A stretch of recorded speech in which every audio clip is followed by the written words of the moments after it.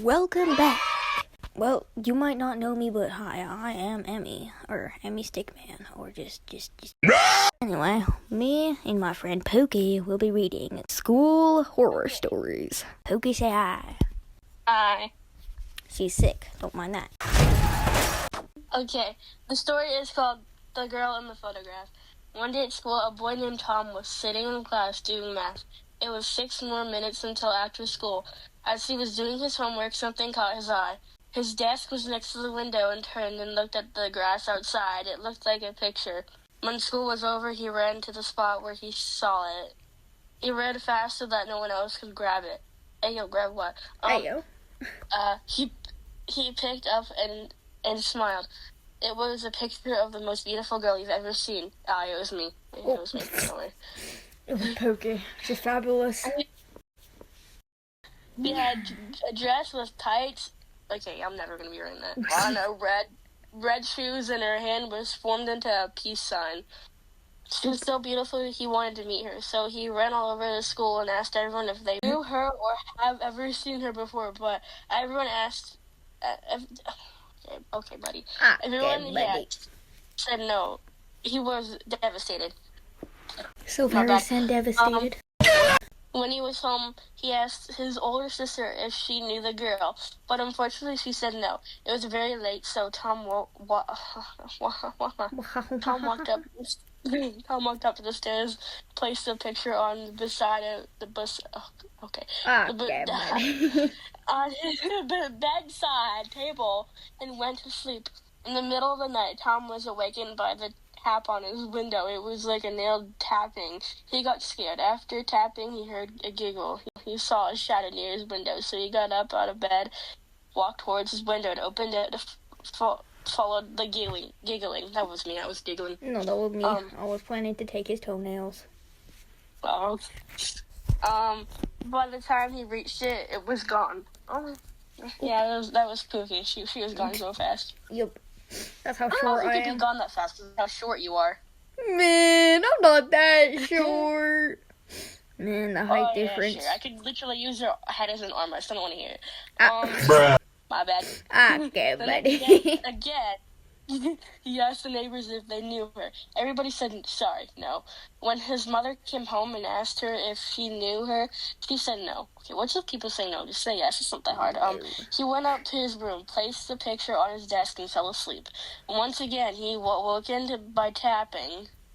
He took a picture and followed the giggling and walked across the road. When suddenly he got hit by a car. Oh, wow. Oh. Okay, buddy. Bro just got hit by a car. He wasn't even looking. He just got... Boom. Man, I just wanted to find this really pretty girl because I'm just that much of a gooner. That's why I'm on Reddit. Oh my gosh. He was dead in the picture. He was dead with the picture in his hand. Okay. The driver got out of the car and tried to help him, but it was too late. Suddenly he saw the picture and picked it up. He saw a cute girl holding up 3 fingers. Is that the end of it? 3 fingers. Oh my god. 3 fingers. She killed another person. It's her next victim. My bad. Is it my turn? Okay. What are your classroom horror stories? Let's see. I think I was late to my class or something, so when I was approaching my classroom, I hear a lot of noises. I enter and get yelled to sit down. Out of nowhere, a girl rushed... What the hell? Nah, rest in peace, Pookie. She died. Out of nowhere, a girl rushed into the room with a hand on her mouth, starts spilling vomit all over the rows while getting to the bathroom. Others see this and vomit as well, so we get out of there, panicking, not wanting to get vomited on. I ran through the halls, and there's people running next to me, vomiting as well. So we make a run to the principal, and he shouts us to go back before he sees an entire patio of 4th graders vomiting all over the place. 4th graders? No, 4th graders. Nah. Turns out our sub-teacher was pregnant at the time, and someone said a gross story that made and made a gag sound. She got triggered and vomited in the classroom, making certain students to do a run just to come back and vomit in the room. So I basically arrived in the middle of it.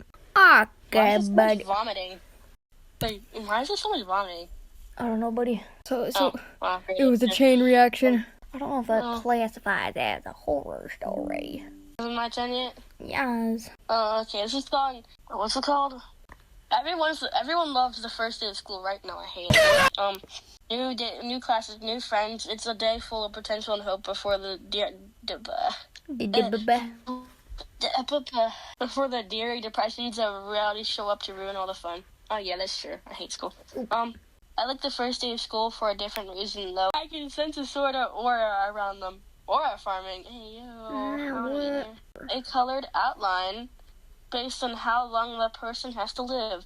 Most everyone I meet around my age is surrounded by a solid green hue, which means that they have plenty of time left. A fair amount of them have yellowish, orangish tinge to their auras, which tends to mean a car crash or some other tragedy, anything that takes people before their time, as they say. A real fun is when auras venture into the red end of the spectrum, though. Every now and again, I'll see someone who is basically a walking spotlight. Those are the ones who get murdered or killed themselves. It's such a rush to see them and know their time is numbered. With that in mind, I always get every class early so I can scout my classmates' fates. The first kid who walked was basically red-tating red. I chuckled to myself, too damn bad, bro. Oh, wow. But as people kept walking in, they all had the same intense glow. I finally caught a glimpse of my rose-tinted reflection in the window, but it was so stunned to me. Our professor stepped and locked the door. His aura sickening shade of green. That's where it ends, I guess. That's the end of the story? I think so. Nah, broski's got superpowers. He can sense aura farmers. Nah. Oh, yeah. Okay, I found a long one, but it's not that long. I was homeschooled through the 7th grade. Nothing super religious, though my mom was a Christian. I and my siblings were schooled at home because Mom had a master's in education. That time was a good one. We learned well and had a good deal of one-on-one time with our teacher and lots of time to be alone or outdoors or just whatever we wanted to. So long as we weren't watching TV. I remembered those years quite fondly. In the 8th grade, not technically high school, but I'm going with it, I was sent to an all-boys private school. It was a sort of place where I had to wear a tie every day. There was a cricket club, like Dead Poets Society, without Robin Williams, we'll say. What? What? Huh? Spaghetti? Did you say spaghetti? Yes. Microwave. Oh! Baldister. Anyway, on my first day of school, I was sent through orientation, which includes an audition of sorts with the choir director. The school was very small, you see. Choir. I can do that. She's singing in opera. She likes singing in opera. Nah. You see, with such a small pool of applicants, choir director was given free rein to choose whomever he liked for the boy choir, a group of about 60 2nd to 8th grade boys who sang ghastly chamber music and Christmas carols. As my mother was a Christian, she sung a number of church choirs and had a good deal of vocal training. That's nice, buddy.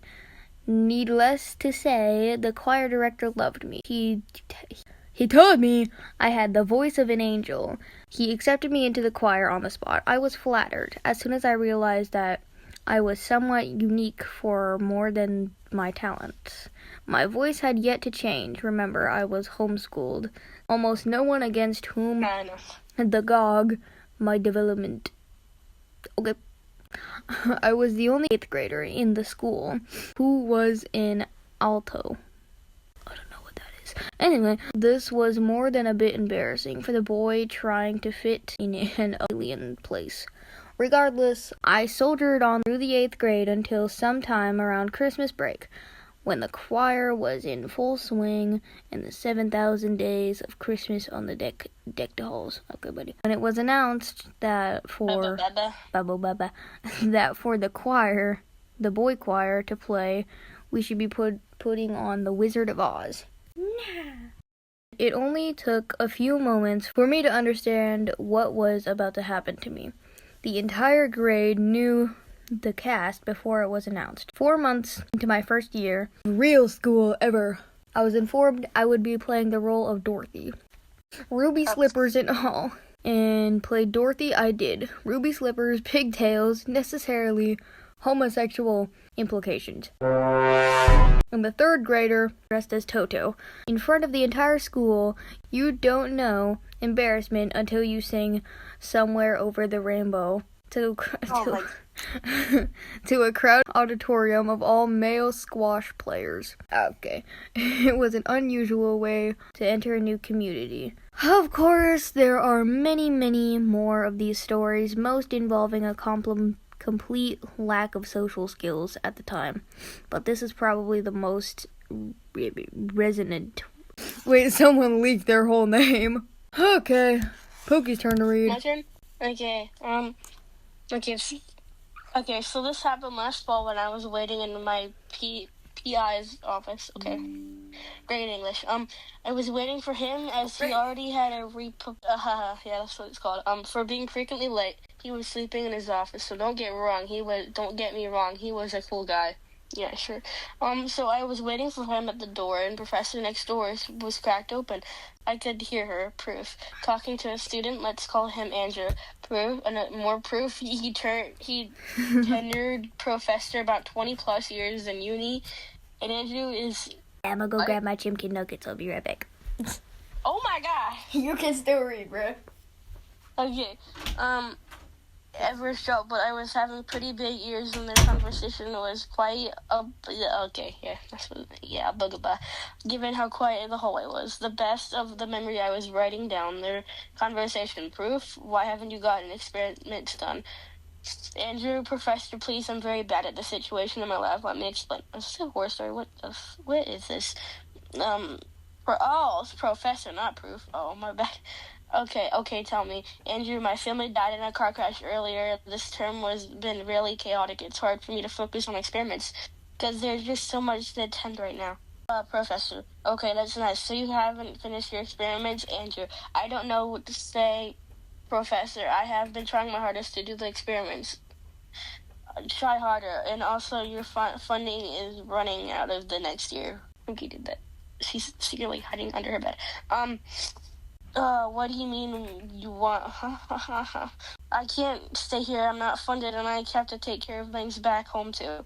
That's fine. Given to the rate you've been doing experiments, just wasting funds anyways. I recommend you leave for the quarter of the year. Seriously, consider if you want to continue wasting your time I already have. I'm back, PPG. I'm gonna keep reading.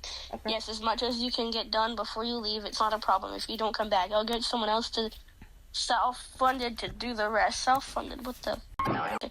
Thankfully, at this point in the conversation, my PI woke up. PI? Again with the PI. Woke up and let me into his office while apologizing. Couldn't hear the rest of their conversation. I heard Andrew sobbing on the left in the office next door while my PI's office, who was drifting away even though he just woke up. Guess who didn't come back to the grad school this term? I attended EKU, and there was several ghost stories based on campus. The most known being the Blue Lady. Smurf? The Blue Lady. The Blue Lady of the Peel Bunchon Theater. Banana. Banana. Supposedly, Sullivan Hall is haunted. It used to be an old medical building. It's been the honors dorm for decades now. My friend lived on the 3rd floor. We never saw anything, but I will say the building is very creepy, especially at night. It's very cold, and the hardwood floors creaked and pop constantly. The others supposed haunted places is the Alumni Building, the former private residence, and another super old building. I had to go into the basement there once Yeah. when I worked on campus in the alumni relations office, and it is extremely spooky. That's what my bedroom's like. It's extremely spooky in here. They use it for storage, and part of it still has the old dirt floor, or at least did at the time in the 90s. It's the kind of building that you walk in, and the hair on the back of your neck stands up for no reason. That's it. Yeah. Bro got the spookiness from the building. Okay, that's the end. What? Oh, okay. Say goodbye, Pookie. Thank you for watching, people. If you're still here, you're probably not Yeah. though. Disgusting. If you want to see more videos with Pookie, comment cheese. Pookie say cheese. Cheese. What? Cheese? Cheese. Cheese. Spaghetti! Anyway, bye-bye!